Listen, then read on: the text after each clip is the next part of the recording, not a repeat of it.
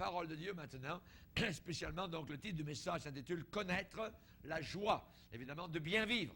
Alors il y a toutes sortes de joies, je ne sais pas sur la terre, mais nous voulons parler donc aujourd'hui de connaître la vraie joie, la joie de bien vivre, de vivre de la bonne manière. Amen. Et quand on vit de la bonne manière, il y a une joie qui est dans notre cœur, une joie saine, une joie pure. Alors il y a une joie que l'on ne regrette donc jamais.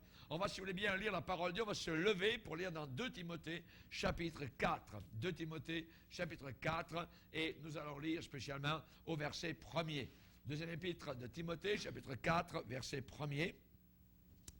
L'apôtre Paul a écrit à Timothée et il dit concernant donc les derniers jours, la fin des temps, il dit « Timothée, je t'en conjure devant Dieu et devant Jésus-Christ qui doit juger les vivants et les morts, et au nom de son apparition et de son royaume, prêche la parole. Insiste en toute occasion, favorable ou non, reprend, censure, exhorte avec toute douceur et en instruisant, car il viendra un temps où les hommes ne supporteront pas la saine doctrine, mais ayant la démangeaison d'entendre des choses agréables, ils se donneront une foule de docteurs, selon leurs propres désirs, détourneront l'oreille de la vérité et se tourneront vers les fables. Mais toi, sois sobre en toutes choses, supporte les souffrances, fais l'œuvre d'un évangéliste, remplis bien ton ministère. Car pour moi, je sers déjà de libation, et le moment de mon départ, le moment de mon largage approche. J'ai combattu le bon combat, j'ai achevé la course, j'ai gardé la foi. Désormais, la couronne de justice m'est réservée. Le Seigneur, le juste juge, me la donnera dans ce jour-là, et non seulement à moi, mais encore à tous ceux qui auront aimé son avènement. Amen. Seigneur, nous voulons te bénir pour les instants que nous allons passer devant toi. Nous prions que le Saint-Esprit de gloire apporte vie, force et puissance à cette épée flamboyante qui est l'épée de l'Esprit, la parole de Dieu, la parole de la vérité. Te prions de sauver ceux qui ne le sont pas, de guérir ceux qui ont besoin de guérison, d'encourager spécialement tes chrétiens, tes combattants et combattantes, Père. Au nom de Jésus, nous prions ces choses. Amen. Et tout le peuple dit Amen. Amen. Vous pouvez vous asseoir, frères et sœurs, chers amis, connaître la joie de bien vivre. La grande vida, la grande vie. C'est quoi la grande vie? Eh bien, ça pourrait être un slogan d'une compagnie de bière, voyez, la grande vie. Hein? Évidemment, donc, si vous apprenez comment boire leur bière, alors vraiment, là, vous allez avoir la vraie vie et tout ça, et vous allez vraiment vivre vraiment. Leur annonce généralement des compagnies de bière, des sociétés de bière qui vendent la bière spécialement, ou l'alcool spécialement pour s'enivrer. Eh bien, c'est un homme qui arrive à la maison le soir. Sa femme lui a préparé sa bière, voyez. Ensuite, les invités qui arrivent à la maison sont à table et la bière est sur la table. Ensuite, il y a un barbecue, vous voyez, sur le balcon à l'extérieur. Et tout le monde est là autour et ils boivent de la bière, vous voyez. Et il y a un groupe qui est rassemblé après un match de football, vous voyez, tout le monde se passe la bière, vous voyez. Pour eux, c'est la grande vie, c'est leur idée, vous voyez, qu'ils ont de la grande vie, la bière. Mais c'est une idée différente avec Dieu. Amen. La grande vie avec Dieu est totalement différente. Il y avait un riche homme qui habitait le Texas, vous voyez, et on lui demanda s'il avait une dernière requête à faire pour ses funérailles. Il était en train de mourir. Et il a dit, quand je mourrai, enterrez-moi dans ma Cadillac toute dorée. Vous voyez, pour lui, c'était évidemment de l'enterrer avec sa Cadillac. Et quand il est mort, ils ont placé cet homme donc dans sa riche Cadillac et ils ont descendu la voiture dans un grand trou. Un homme qui était venu aux funérailles a dit « Waouh, hey, ça, c'est la vraie vie, vous voyez. Pour certains, hein, c'est la vraie vie. Le luxe, les richesses, vous voyez. Ça, c'est leur idée d'avoir la vraie vie, la grande vie. Mais Jésus a dit, que servirait-il à un homme de gagner le monde entier s'il perdait son âme, voyez. Pour d'autres, la grande vie, c'est servir les autres. Voyez, servir les autres. Pour eux, c'est le secret d'une bonne vie. Et il y avait justement un jeune médecin qui a abandonné sa pratique, donc au Canada, très lucrative, gagnait beaucoup d'argent ici, et il est parti à l'étranger comme médecin missionnaire, vous voyez, chrétien. Et son père, un jour, a fait le voyage là-bas, et il l'a visité, et il a vu que son fils accomplissait plusieurs opérations très difficiles. Une de ces opérations a duré plusieurs heures. Et son père lui a posé la question et lui a dit « Combien gagnerais-tu au pays pour avoir fait cette opération ?» Et le fils a dit « Probablement environ 4 000 $. Mais ici, je n'ai rien. Mais le seul fait de savoir que j'ai aidé quelqu'un, alors ça me récompense. » Et son père dit « Ah, ça, c'est la vraie vie. Ça, c'est la vraie vie. » Qui a raison? La compagnie de bière, le riche texan ou le médecin chrétien? Ce soir, j'aimerais vous dire, voyez, comment connaître la joie de la vraie vie. Premièrement, une bonne vie, une vraie vie, une vie joyeuse, c'est être consacré totalement à Jésus-Christ.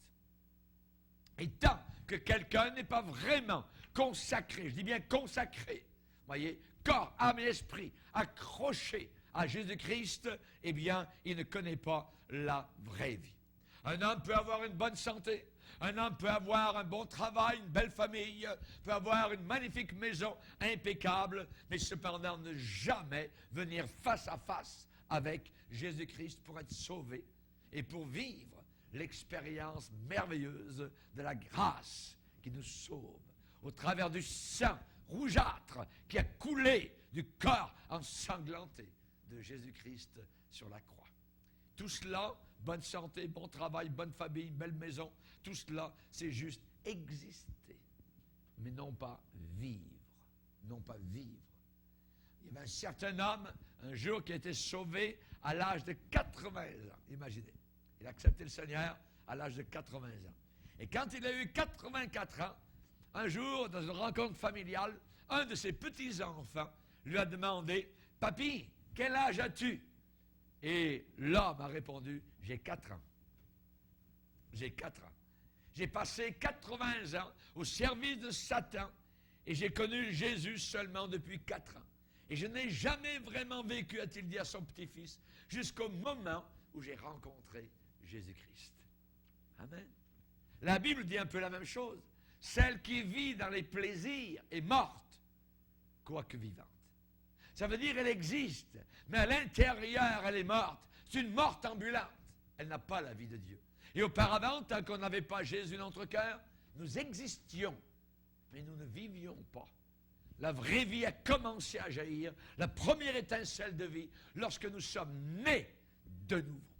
Jésus a parlé à un homme religieux, vieillard, respectable, barbe blanche, un homme bien, un homme qui devait faire le bien, qui avait sa religion, un juif appelé Nicodème. Et Jésus lui a dit, si tu ne nais pas une deuxième fois, tu n'entreras pas dans le ciel. Imaginez, on n'est pas sauvé par nos œuvres, on n'est pas sauvé par notre religion, on n'est pas sauvé par notre bonté, on est sauvé par le sang de quelqu'un d'autre qui a coulé sur la croix du calvaire. Amen. Alléluia. Gloire au Seigneur. Nous nous dirigeons tous vers l'éternité. Que nous le voulions ou non, nous nous dirigeons tous vers l'éternité. Et nous nous attendons tous à quelques années, évidemment, de plus, voyez, sur la terre. Mais, tôt ou tard, un jour ou l'autre, un matin ou un soir, à midi ou à minuit, voyez, nous partirons pour faire face à Dieu. Il est donné aux hommes de mourir une seule fois. Une seule fois, voyez. Si nous connaissons Jésus-Christ personnellement, alors nous vivons vraiment ici-bas, sur cette terre. Ah, voyez. Et ensuite, on se dirige très rapidement vers la vie éternelle. C'est la raison pour laquelle Moïse a demandé au Seigneur, enseigne-nous à bien compter nos jours, afin que nous appliquions notre cœur à la sagesse. Mais, si quelqu'un ne connaît pas Jésus-Christ, et je dis bien de façon personnelle dans son cœur, n'a pas une relation intime avec le Seigneur Jésus-Christ, cette personne est en train de manquer sa vie, de passer à côté de sa vie. il manque à cette personne les meilleures choses et cette personne se dirige vers la mort éternelle et vers l'enfer éternel pour l'éternité. Que la personne le croit ou non. Jacques a dit, qu'est-ce que votre vie? Vous êtes une vapeur qui paraît pour un peu de temps et qui ensuite disparaît. C'est ce que nous sommes, voyez. Nous allons disparaître de la terre.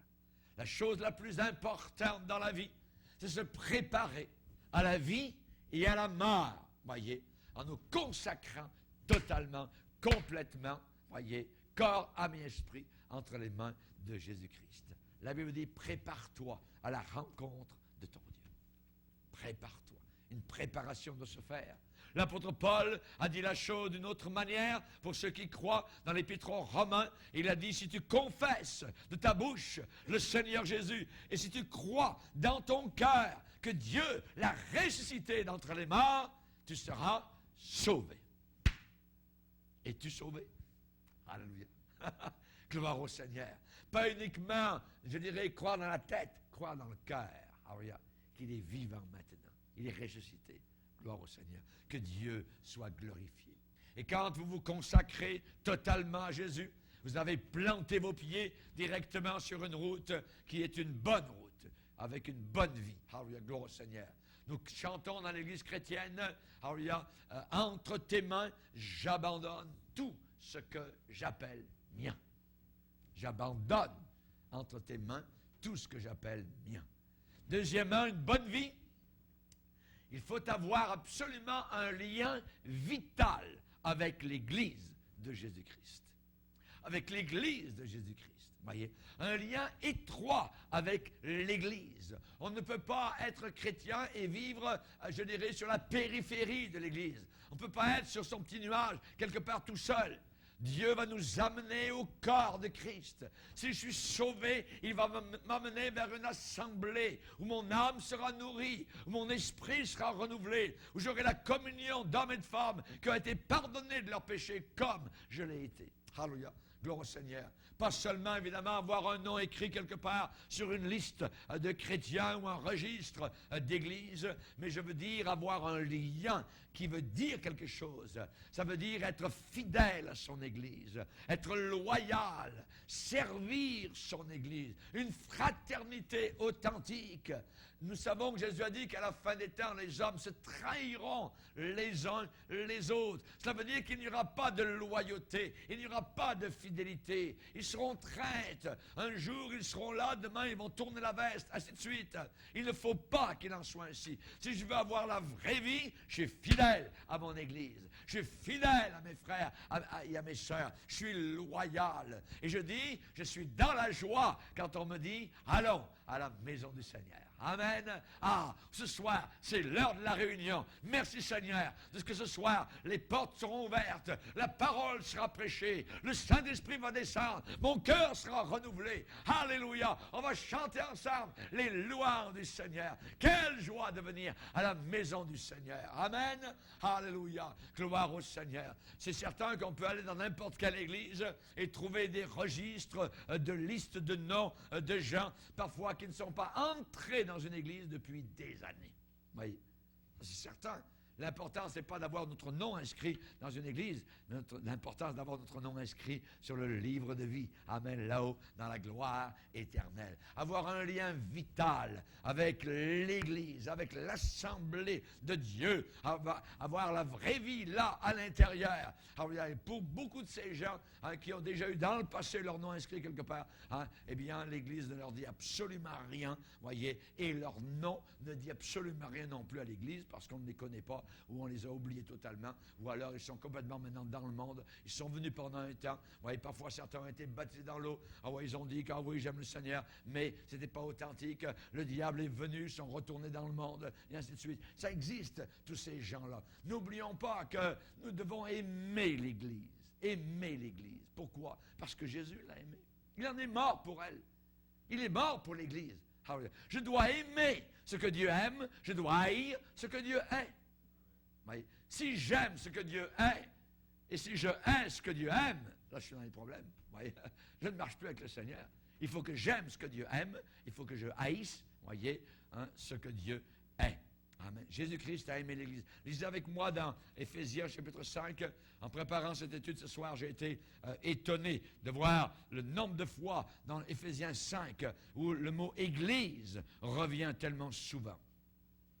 Il est dit ici dans Éphésiens 5, au verset 22, « Femmes, soyez soumises à vos maris comme au Seigneur, car le mari est le chef de la femme, comme Christ est le chef de l'Église, qui est son corps, et dont il est le sauveur. Or, de même que l'Église est soumise à Christ, les femmes doivent aussi l'être à leur mari en toutes choses. » Verset 25, « Marie, aimez vos femmes, comme Christ a aimé l'Église, et s'est livré, s'est donné lui-même pour elle. » Voyez. Et pourquoi, verset 27, « Afin de faire paraître devant lui cette Église glorieuse. » Voyez. Si quelqu'un dit « je suis chrétien » et qu'il méprise l'Église ou n'aime pas l'Église, il y a un problème. Jésus aime l'Église. Jésus est mort pour l'Église. Jésus s'est donné pour l'Église. Voyez. Alors, nous aussi. J'aurais honte de laisser ma vie chrétienne être seulement un nom dans un livre de registre quelque part. Voyez, non. Hein? Jésus a aimé l'Église, Jésus est mort pour elle, Jésus a établi des églises locales pour nous aider. Pour nous aider. Gloire au Seigneur. Comment avez-vous entendu parler de Jésus? Comment avez-vous entendu parler du salut? Soit dans une église, soit au travers de quelqu'un, soit au travers de quelque institution qui est reliée à l'Église, voyez. Si l'Église avait caché l'Évangile, si l'Église avait retenu l'Évangile, voyez, si l'Église n'avait pas donné l'Évangile au monde, nous serions perdus aujourd'hui et nous serions encore dans l'obscurité. Et la Bible dit que Dieu est en colère lorsque l'Évangile n'est pas annoncé, lorsque la vérité de l'Évangile n'est pas donnée aux gens pour qu'ils soient sauvés. Et il est dit dans Romains 1er chapitre, la colère de Dieu se révèle du ciel contre toute impiété et toute injustice des hommes qui retiennent, qui empêchent, qui gardent injustement la vérité. Voyez, ils la retiennent, la vérité captive. Ils la tiennent captive, ils ne veulent pas la donner. Mais merci Seigneur, de ce qu'un jour, j'ai eu des gens qui m'ont annoncé l'Évangile. Ces gens étaient des chrétiens. Ils faisaient partie de l'Église. Alléluia. Gloire au Seigneur. Merci Seigneur. Que Dieu soit glorifié. Alléluia. Seulement l'éternité va pouvoir révéler ce que les églises chrétiennes authentiques, je dis bien authentiques, ont eu comme valeur dans notre monde, comme signification dans notre monde. Notre ville, voyez, et la vôtre, serait un lieu, je dirais, comme l'enfer, si elle n'avait pas à l'intérieur l'influence des assemblées chrétiennes. Amen. Que Dieu soit glorifié. Ensuite, une bonne vie, c'est la séparation d'avec le monde. On ne peut pas vivre une bonne vie si on n'est pas séparé d'avec l'esprit de ce monde pervers, ce monde méchant, ce monde impur. Vous ne pouvez pas vous consacrer à Jésus-Christ, vous ne pouvez pas vous joindre à l'Église et vivre en même temps une vie mondaine, voyez, et appeler ça une bonne vie. Non. La séparation. C'est vrai, nous devons être dans le monde, nous sommes dans le monde, nous sommes à l'intérieur du monde, mais nous n'appartenons pas à ce monde. Nous n'appartenons pas à ce monde. Jésus a prié dans Jean 17, voyez, et il a dit, « Père, je leur ai donné ta parole, et le monde les a haïs, parce qu'ils ne sont pas du monde. » Ils ne sont pas du monde. Il voulait dire, ils n'appartiennent pas au monde. Jean 17, verset 14, voyez. Ils ne sont pas du monde. Comme moi, je ne suis pas du monde. Je ne te prie pas de les ôter du monde, mais de les préserver du mal. Ils ne sont pas du monde. Comme moi, je ne suis pas du monde. Sanctifie-les par ta vérité. Alléluia. Vous entendez ce soir la vérité. Et la vérité vous sanctifie. Elle fait un travail entre cœurs. Elle nous purifie. Elle nous fait du bien. Alléluia. Que Dieu soit glorifié. Amen. C'est vrai, nous sommes dans le monde, mais nous n'appartenons pas donc à ce monde. Nous n'avons pas à descendre, nous n'avons pas à sombrer, à couler au niveau des choses du monde. Jean l'apôtre a dit, n'aimez pas le monde, ni les choses qui sont dans le monde. Si quelqu'un aime le monde, l'amour du Père n'est pas en lui. L'amour de Dieu n'est pas en lui. Il y avait un pasteur d'une église, spécialement en Géorgie, et j'ai attrapé son témoignage, et il déclare, cet homme-là il avait dans son église un homme, un jour est arrivé, et cet homme est venu dans l'église, et ce pasteur, c'était un gérant de bar.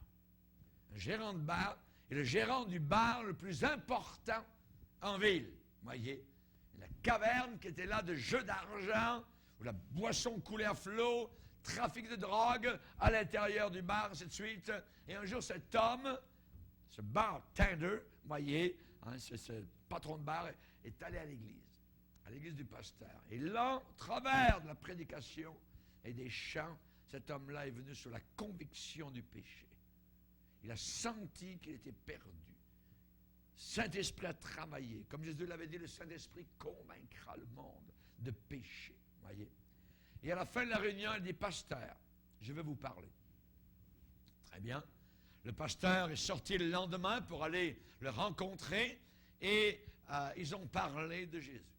Le pasteur a expliqué encore le plan donc du salut. Le pasteur a prié avec lui a laissé quelques passages à lire dans la Bible pour que ce patron de bar puisse les étudier. Le matin suivant, le pasteur Jenkins, il s'appelait, a reçu un appel téléphonique et c'était le patron du bar. Pasteur, cette nuit, à 1h du matin, j'étais en train de lire la Bible, les Écritures que vous m'avez laissées. Et la lumière de Dieu a rempli mon âme. J'ai donné totalement mon cœur à Jésus et à partir de maintenant, je veux absolument vivre pour Jésus-Christ. Alléluia, gloire à Dieu. Quelque temps plus tard, le pasteur a baptisé dans l'eau cet homme et son épouse. Et un jour, le pasteur passait autour de la maison de ce monsieur. Il a vu là qu'il y avait un camion dans la rue dans lequel on était en train d'emmener des meubles, des très beaux meubles en chêne. Le pasteur est entré dans la maison, voir ce qui se passait. Il a demandé, mais qu'est-ce que c'est que tout cela? Et le chrétien, maintenant, qui était l'ancien barman, il a dit, pasteur, j'ai gagné mon argent en vendant de l'alcool. Et j'ai remarqué que cet argent gagné de cette façon laisse toujours derrière lui une malédiction. Je suis en train actuellement, ce que vous voyez, de me débarrasser de tout ce que j'ai acheté avec les ventes de mon bar. Je ne veux pas que l'argent de l'alcool et de la drogue amène une malédiction sur moi et mes enfants. Une semaine après, le pasteur a rencontré le monsieur qui était tout sourire, tout joyeux. Pasteur, un grand vendeur de bière est venu me voir dernièrement et m'a dit, John, abandonne ce pauvre prédicateur. Joins-toi à moi et je te ferai devenir très riche. Je te monterai une merveilleuse business et ton bar sera le meilleur en ville. Que lui as-tu répondu? Et l'homme m'a dit, je lui ai dit que je m'étais détourné de mes péchés, que j'étais maintenant en route vers le ciel, que maintenant Jésus était mon sauveur et que par la grâce de Dieu, j'en avais fini totalement pour toujours avec l'œuvre du diable. Alléluia! Voulons-nous être heureux? Séparation d'avec le monde. Ça, c'est la grande vida. Alléluia. La bonne vie, la grande vie. Quand vous pouvez dire, j'en ai fini avec la vieille vie et maintenant je vis littéralement pour Jésus. Si quelqu'un aime le monde, l'amour du Père n'est pas en lui. Amen. Quatrièmement, la bonne vie, c'est de marcher ensuite avec Dieu, de coopérer avec Dieu, de collaborer avec le Seigneur. Et vous ne pouvez pas marcher avec lui à moins d'aller dans sa direction à lui. Sa direction. Sa voie, ce n'est pas la voie de Budweiser, voilà, hein, ou des bières, ou une sorte des richesses matérielles, ou de la drogue, quoi que ce soit, ou un mélange des deux. Non, ce n'est pas Jésus et autre chose, c'est Jésus seul, simplement, et c'est lui seul que nous voulons servir. Alléluia. Sa voix n'est pas la voix avec quelque chose de douteux ou qu'on peut mettre en question. Non, pas du tout. Voyez, vous ne pouvez pas parler de venir à Dieu ou de retourner à Dieu ou de vouloir marcher avec Dieu et d'un autre côté prendre part aux choses que Dieu réprouve. Que Dieu réprouve, voyez.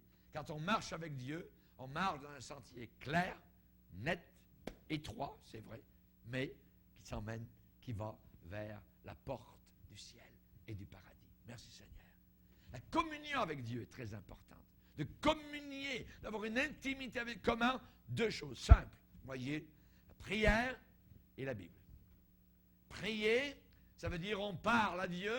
Lire la Bible, c'est Dieu qui me parle. C'est aussi simple que ça. La vie chrétienne est très simple. Nous avons compliqué les choses, voyez. La vie chrétienne, c'est de marcher avec Dieu tous les jours, avoir cette communion avec Dieu, par la prière. Je parle à Dieu, alléluia, et ensuite Dieu me parle par sa parole. Je dois lire, alléluia, et si on lit 3 chapitres de la Bible par jour, tranquillement, doucement, voyez, vous allez avoir lu toute la Bible en un an. Que Dieu soit glorifié. Amen. Servir Dieu est la chose la plus merveilleuse qui peut arriver à quelqu'un ici-bas sur cette terre. Servir le Seigneur. Un jour, pendant les jours d'esclavage, aux États-Unis, lorsque les Noirs dans le sud étaient esclaves, dans les champs de coton ou ailleurs, voyez, il y avait une fille qui était en train de se faire vendre aux enchères publiques. Il y a un homme qui est passé par là, il était touché par la scène et il a acheté la jeune noire esclave. Et alors qu'il la conduisait à l'écart, elle se disait en elle-même, « Ah oui, il m'a acheté, mais pour se servir de moi, hein, comme d'un animal. » Et quand ils furent un peu plus loin de la foule, l'homme a regardé la fille et lui a dit, « Tu peux t'en aller maintenant, tu es libre. Je t'ai acheté pour que tu aies ta liberté. » Pendant un moment, la fille n'a même pas compris ce qui était en train de se passer. Voyez, l'homme a répété 2e fois ce qu'il venait de lui dire. Tu peux t'en aller. Vas-y maintenant, tu es libre. Je t'ai acheté pour que tu sois libre, pour que tu regagnes ta liberté. Tu peux aller où tu veux. Tu n'as plus besoin d'avoir les coups de fouet d'un maître ou d'aller servir Haroya dans les champs de coton. Des pleurs et des larmes ont coulé sur les joues de la fille. Elle est tombée aux pieds de cet homme et lui a dit, « Oh maître, je veux vous servir le reste de ma vie. Je ne veux pas aller ailleurs. Vous m'avez racheté. Je veux rester, dans votre maison. Je veux travailler pour vous. Je serai votre servante dans la maison. » Il y a une époque où Satan nous avait sous son pouvoir. Il y avait une époque où il nous emmenait en enfer. Mais Jésus-Christ est allé au calvaire et nous a achetés pour qu'on lui appartienne en propre. Il nous a libérés de la condamnation et de l'enfer. Il n'y a aucune condamnation pour ceux qui sont en Jésus-Christ. Nous devrions aujourd'hui tomber à ses pieds et crier, « Maître, je veux te servir tant que je vivrai. Je veux te servir tant que je vivrai. » Voilà une des joies merveilleuses d'une bonne vie. Servir le Seigneur. Alléluia. Coopérer, marcher avec lui, l'aimer chaque jour. Coopérer avec Dieu aussi. Alléluia, dans une tâche, un devoir mondial. Dieu veut que vous fassiez quelque chose pour votre voisin, pour votre prochain. C'est vrai, mais en plus, il veut que vous aidiez ceux qui ne connaissent pas Jésus-Christ. Voyez? Il appelle certaines personnes à le servir plein temps, c'est vrai. Il appelle cependant tout le monde à donner leurs dîmes et leurs offrandes pour supporter l'œuvre de Dieu. Le mot « voler » comme un voleur, voyez, c'est un mot très dur. Voler, voyez. On ne volerait pas une banque, non, voyez. On ne briserait pas donc les fenêtres d'une maison ou la porte pour entrer dans la maison pour aller voler à l'intérieur de cette maison.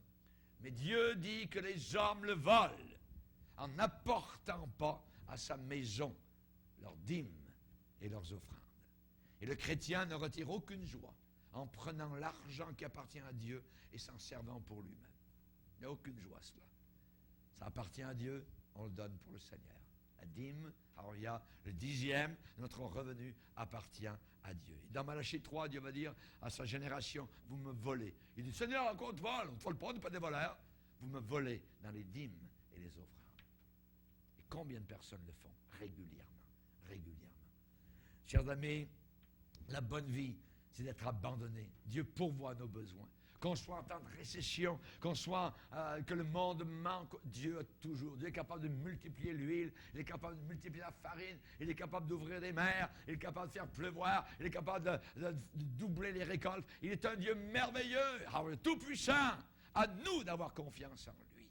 Ne soyons pas comme le monde qui craignent toutes sortes d'affaires. Voyez, chers amis, nous avons besoin, et l'œuvre de Dieu a besoin. C'est l'œuvre la plus grande, ici-bas, sur cette terre, la plus importante dans le monde entier. L'œuvre de Dieu, le travail de Dieu. Cette œuvre va durer, va perdurer, jusque dans l'éternité. Quand les étoiles seront éteintes, quand le soleil aura donné sa dernière fumée, et son dernier éclat de lumière, alors l'œuvre de Dieu va continuer encore. L'œuvre de Dieu va continuer. Est-ce que vous vous y investissez à l'intérieur? Une vie seulement. Une vie seulement. Qui sera très vite passée. Et seulement ce qui a été fait pour Jésus va durer. Seulement cela. Le reste sera terminé. Toutes ces choses constituent une bonne vie. Alléluia. 1, être consacré à Jésus. 2, avoir un lien étroit avec l'Église. 3, séparation avec le monde. 4, marcher en communion avec Dieu. Je vote pour Jésus. Amen. Je vote pour le Seigneur Jésus-Christ. Il est le centre de ma vie, qu'il soit le centre de la tienne. J'ajouterai qu'une bonne vie, c'est la joie de savoir que vos péchés sont pardonnés. Alléluia. Cela vous est arrivé quand vous avez déposé votre vie aux pieds de Jésus-Christ. L'un des meilleurs hommes de la Bible a été l'un des plus grands pécheurs. L'un des plus grands pécheurs. À une certaine occasion, David, qui a été appelé l'homme selon le cœur de Dieu dans le Nouveau Testament. Cet homme a brisé 4 des 10 commandements. Vous pouvez imaginer? Il a convoité la belle Bathsheba, la femme d'un autre, l'épouse d'un autre. Il a commis adultère, il l'a fait venir dans sa chambre. Il a mis la chair avant Dieu.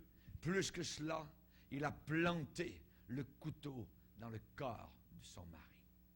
Par le biais d'une autre personne. Uri a été tué. C'est un rapport bien sombre pour David. Imaginez. Et la plupart, vous n'avez pas fait toutes ces choses-là. Et vous dites, est-ce que Dieu peut pardonner mon péché? Il a pardonné à David. Alléluia.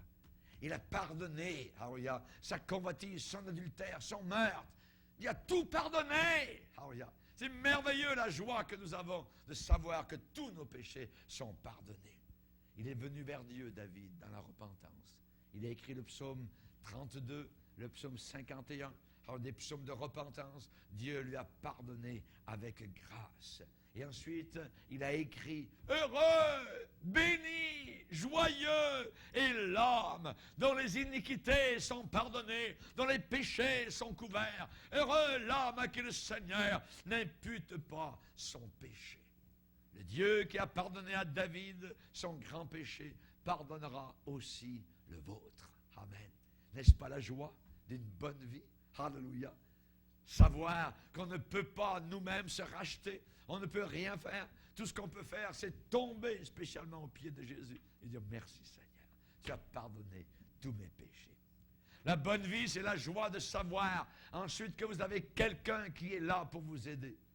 Quelqu'un est là pour vous aider sur le chemin de la vie. Vous n'êtes plus seul comme auparavant, quand vous étiez sans Dieu, sans espérance dans le monde. Avant de quitter la terre, Jésus a dit, je ne vous laisserai pas orphelins. Je ne vous laisserai pas sans consolation. Je vous enverrai mon Saint-Esprit. Alléluia. La minute où vous remettez totalement votre vie à Jésus, le Saint-Esprit vient habiter votre cœur. Le Saint-Esprit vient habiter votre cœur. Que ferions-nous sans lui lorsqu'arrive la tristesse? Que ferions-nous si nous ne l'entendions jamais nous dire que votre cœur ne se trouble pas? Croyez en Dieu, croyez en moi. Que ferions-nous quand le monde nous abandonne si nous n'entendions pas le Seigneur nous dire « Je ne t'abandonnerai jamais, je ne te délaisserai jamais ». Que ferions-nous quand nos amis nous tournent le dos si nous ne l'entendions pas nous dire il y a un ami qui est plus proche qu'un frère. Plus proche qu'un frère. Un ami. Alléluia. Que ferions-nous quand les responsabilités de la vie s'accumulent sur nous et que nous sommes dans un temps de besoin? Si nous n'entendions pas le Seigneur nous dire, tu peux tout par celui qui te fortifie. Tu peux tout. Et mon Dieu pourvoira tous tes besoins selon sa richesse et avec gloire en Jésus-Christ. Amen. Dans le voyage du pèlerin, ce best-seller dans le monde, écrit par John Bunyan, après la Bible, c'est le livre le plus vendu dans le monde, Le voyage du pèlerin de John Bunyan. Si vous ne l'avez jamais lu, achetez ce livre. C'est merveilleux. C'est vraiment merveilleux de lire ce livre. Et à l'intérieur, nous voyons à un moment donné que chrétien arrive devant un précipice où seulement un faux pas, c'est la mort. Et il descend en enfer. Imaginez. Mais il raconte, puis un chemin s'ouvrit devant moi, et j'entendis une voix qui me disait avec beaucoup de douceur, viens droit vers moi, et tout ira bien. C'est la voix du Saint-Esprit. C'est la voix du Saint-Esprit. Écoutez-le simplement. Il vous guidera dans le droit chemin. Oh, avoir un compagnon. Alléluia. Jour et nuit, sur le chemin de la vie. C'est merveilleux. La bonne vie, c'est la joie de savoir que vous êtes engagé, littéralement, dans la plus grande œuvre du monde. Dernièrement, sur une carte, il y avait un schéma d'investissement. Vous savez, les courbures, tout ça, il y a les dates, les taux, les pourcentages. Il y avait un schéma d'investissement. Et si vous aviez investi 1 000 $ dans une certaine compagnie d'assurance vie en 1968, la valeur en 2008 serait de 186 000 $. Rendez compte? Avoir investi 1 000 $ en 1968 dans cette compagnie d'assurance vie aujourd'hui. 2008, vous auriez en main 186 000 $. Ça serait un bon investissement. Amen. Il y a quelques hommes au 20e siècle qui ont cru dans un homme qui s'appelait M. Henry Ford. Henry Ford, oui, quand il a commencé. Quelques-uns de ces hommes ont investi 500 $ dans sa compagnie. Savez-vous ce qui est arrivé à ces hommes-là? Ils sont devenus millionnaires. Ils ont investi à l'époque 500 $. Ils sont devenus millionnaires. Mais, quand vous investissez votre vie dans le service de Dieu, c'est le plus gros, le plus puissant des investissements au monde qui payera des dividendes dans le temps et dans l'éternité. Les intérêts sont énormes. Investissez votre vie dans le service de Dieu. Vous savez que vous vivez vraiment la bonne vie selon les meilleures règles de vie au monde, en suivant ce livre, la parole de Dieu. Amen. Les règles de vie sont contenues dans l'Ancien Testament et dans le Nouveau Testament. Vivez d'après ces règles-là. Il n'y a jamais d'erreur dans ces règles-là. Et vous ne serez jamais sur la mauvaise voie si vous suivez ces voies-là. Amen. Un homme un jour est entré dans un salon de coiffure pour une coupe de cheveux. Le coiffeur lui a enlevé son chapeau. Il lui a dit en le regardant, « Ne voulez-vous pas le faire nettoyer, monsieur? » Non, il a l'air très bien, mon chapeau. Le coiffeur a fait une chose intelligente. Il a placé le chapeau sur une tablette entre deux autres chapeaux tout neufs. Et le chapeau de monsieur n'avait plus l'air très beau. Le chapeau de monsieur avait l'air au contraire disgracieux à côté des deux autres chapeaux tout neufs. L'homme a regardé le coiffeur et a dit en voyant cela, « J'ai changé d'idée, monsieur. Prenez mon chapeau et faites-le nettoyer. » Quand nous regardons nous-mêmes nos vies, nous sommes satisfaits.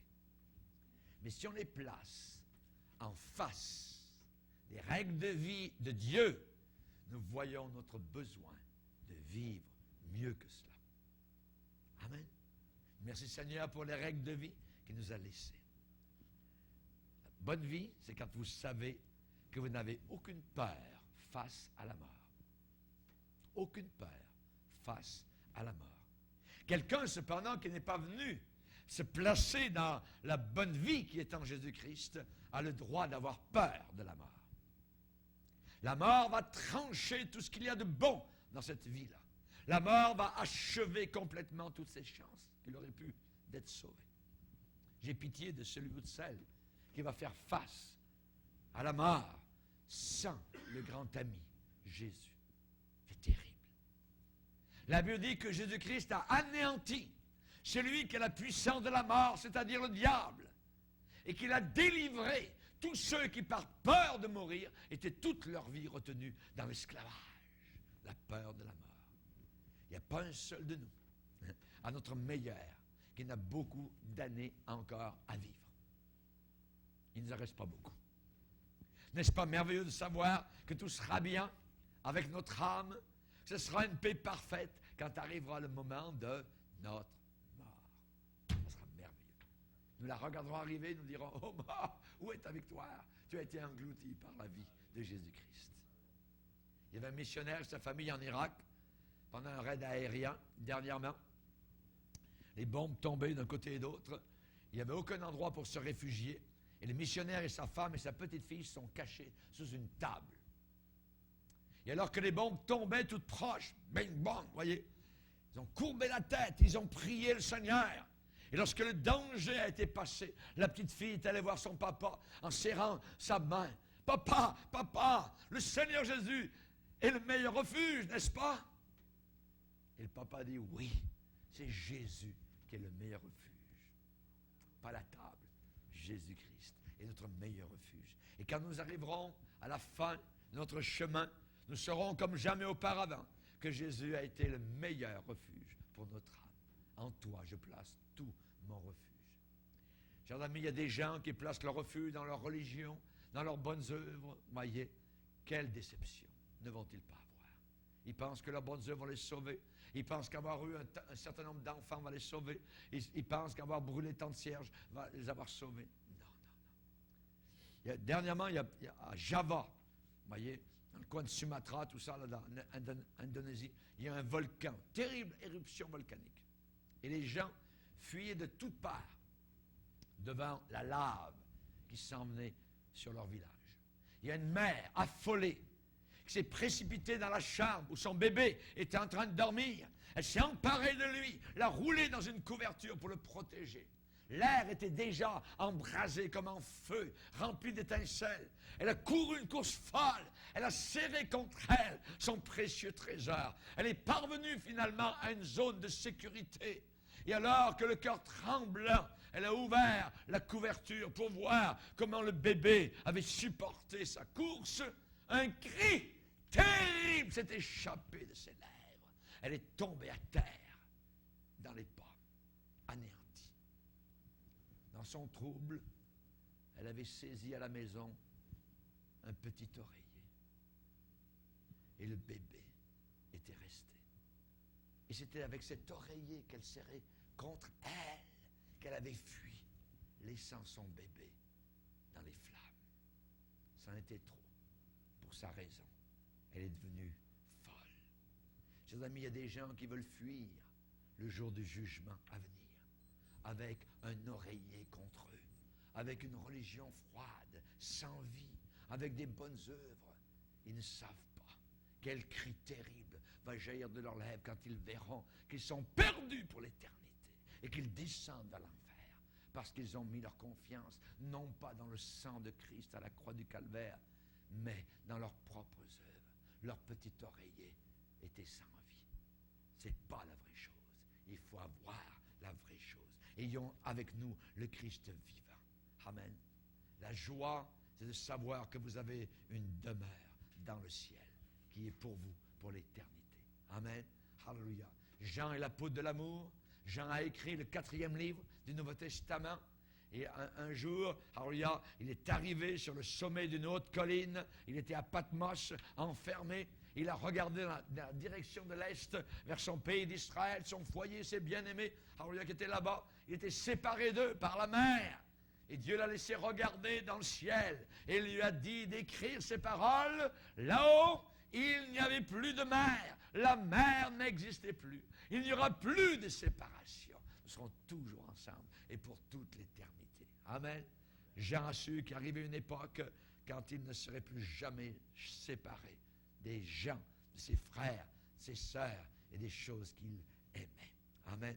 Une joie qui durera, alléluia, pendant des millénaires et des millénaires et des millions et des millions et des millions d'années. Nous serons toujours avec Jésus, sauvés par le fil cramoisi, le sang de Jésus qui a coulé pour nous. Amen. Père, nous te bénissons et te glorifions.